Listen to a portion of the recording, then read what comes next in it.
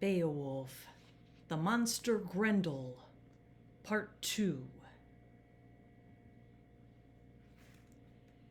Then, when darkness had dropped, Grendel went up to Hrothgar, wondering what the warriors would do in that hall when their drinking was done.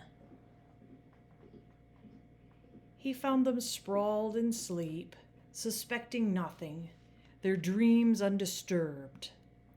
The monster's thoughts were as quick as his greed or his claws. He slipped through the door, and there, in the silence, snatched up 30 men, smashed them unknowing in their beds, and ran out with their bodies, the blood dripping behind him, back to his lair.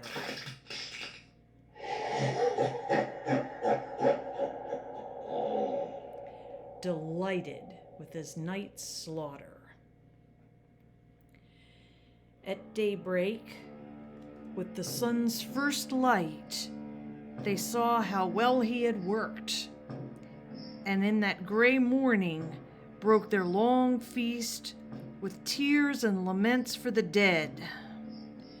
Hrothgar, their lord, sat joyless in Hrothgar, a mighty prince, mourning the fate of his lost friends and companions, knowing by its tracks that some demon had torn his followers apart. He wept, fearing the beginning might not be the end. And that night Grendel came again, so set on murder that no crime could ever be enough. No savage assault quench his lust for evil. Then each warrior tried to escape him, search for rest in different beds, as far from Hrothgar as they could find. Seeing how Grendel hunted when they slept, distance was safety. The only survivors were those who fled him. Hate had triumphed.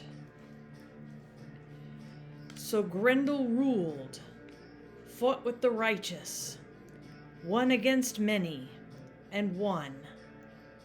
So Hrothgar stood empty and stayed deserted for years. 12 winters of grief for Hrothgar, king of the Danes, sorrow heaped at his door by hell-forged hands. His misery leaped the seas, was told and sung in all men's ears, how Grendel's hatred began, how the monster relished his savage war on the Danes, keeping the bloody feud alive, seeking no peace, offering no truce, accepting no settlement, no price in gold or land, and paying the living for one crime only with another. No one waited for reparation from his plundering claws.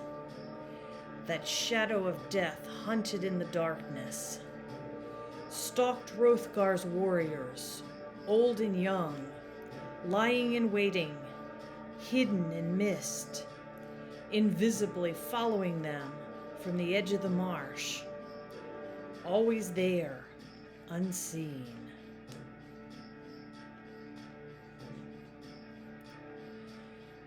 So mankind's enemy continued his crimes, killing as often as he could, coming alone, bloodthirsty and horrible. Though he lived in Hrothgar, when the night hid him, he never dared to touch King Hrothgar's glorious throne, protected by God.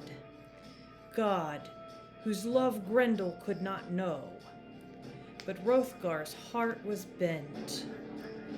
The best and most noble of his council debated remedies, sat in secret sessions, talking of terror, and wondering what the bravest of warriors could do.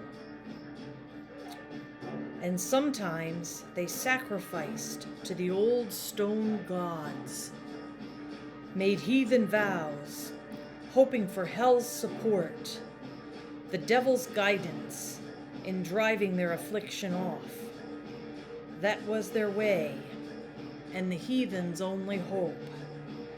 Hell always in their hearts, knowing neither God nor his passing as he walks through our world, the Lord of heaven and earth.